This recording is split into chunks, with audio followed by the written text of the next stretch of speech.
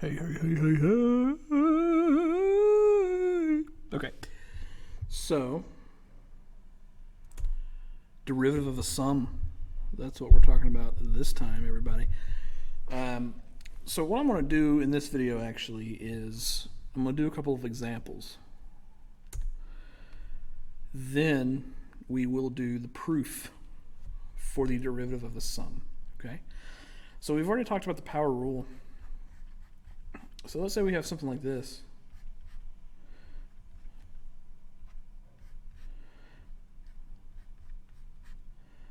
There we go. Okay, so these are just it's just a polynomial.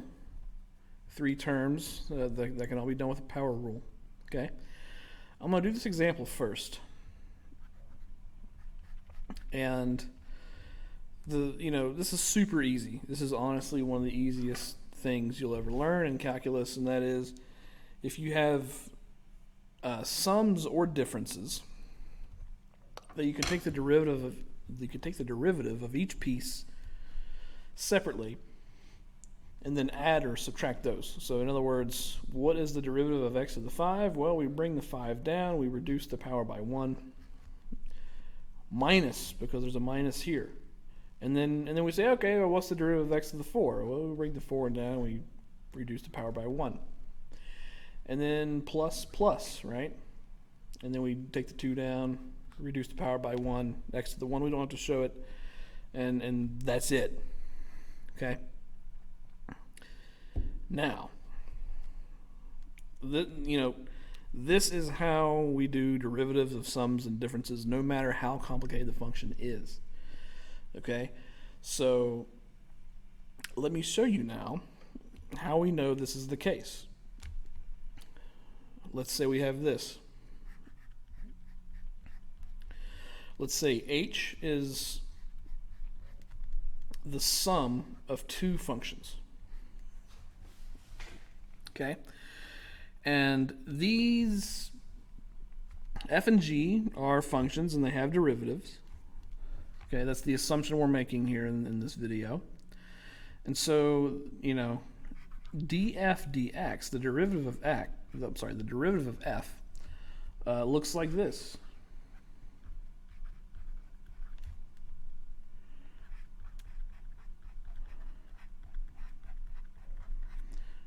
This is just a definition of the derivative for f. Similarly, g has a derivative like this.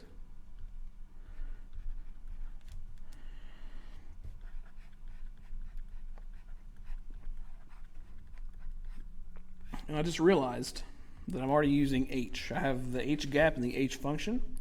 So what I'm going to do to eliminate confusion is I'm not going to call this h. I'm actually going to call it, I'm going to call it I. Okay? Capital I. Because h is already being used. We don't want to use h twice. Okay. Now, f and g has these derivatives. Let's look at what happens if we do this. If in other words, okay. Let me back up for a second. The question is what's the derivative of I? Okay? That's the question. What is the derivative of I? I is the sum of f and g. And well, we know what that looks like. It looks like this. It looks like this. Limit h approaches 0. I at x plus h minus I at x over h. Okay? That's what the derivative of I looks like. Let's actually do this now, okay? I at x plus h. And again, I is already defined here. I at x is f of x plus g of x. I at x plus h is going to be f at x plus h plus g at x plus h. I'm just substituting x plus h in wherever I see x. Awesome. Okay, well, now I'm going to, I want to do di dx, so I want to do this expression. I'm trying to find the derivative of I. Okay? So I've already written it here. I've already written di dx equals this expression. And we have each piece. We have I of x here, and we have I at x plus h here. So let's actually plug everything in, okay? So di dx equals the limit as h approaches 0. I at x plus h. Well, I at x plus h is f at x plus h plus g at x plus h. So that's I at x plus h minus I at x. So minus, and now I at x is f at x plus g at x. So minus f of x plus g of x in parentheses. And all of this is over h. Okay? Now, can we rewrite this in a more suggestive way? In other words, can we use these derivatives over here? That's what we're going to try and do. In other words, we're going to group the f's together, and we're going to group the g's together. And we're going to see if we can come up with something useful here. Limit as h approaches 0. And now I'm going to distribute this negative. So I'll have minus f of x minus g of x.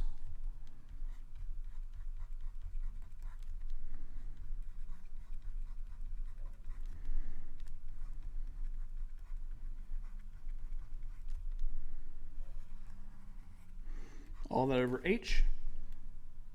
Let's keep going. Now I'm going to group my f's and g's together. So we'll have f at x plus h, and now the g is going to be moved minus f of x, so minus f of x. Okay, then plus g at x plus h, and then minus the g of x. So all I did was reorder the grouping, reorder the terms. That's all I did. Okay, now we can do a little bit of algebra because, you know, again, we're trying to use these results. We're trying to use these derivatives. So I'm going to write this in a more suggestive way. We're going to get f at x plus h minus f of x. And now this h is dividing everything, and I'm going to split the h like this. So divide by h here, and then plus. And the limit of a sum is the sum of the limits. We've already gone over that. So we get this limit. And then what's left? So we already did the f's, so we just have the g's now. So g at x plus h minus g at x over h. And now, look. Look at that. G at x plus h minus g of x over h, limit h approaches 0. That's dg dx. Same thing for df dx, right? So the point of this whole video is the following. This first term is df dx, and then plus second term dg dx. So what we've done is we've proven without a doubt that if you have a function, in this case I, if you have something that has more than one term, you can just take the derivative of each term separately. And that's what this result tells us. There's nothing fancy going on whenever we add two things together. Just take the derivative of the first piece, take the derivative of the second piece, and then add or subtract, depending on what you have in your problem. All right. That's it for this one.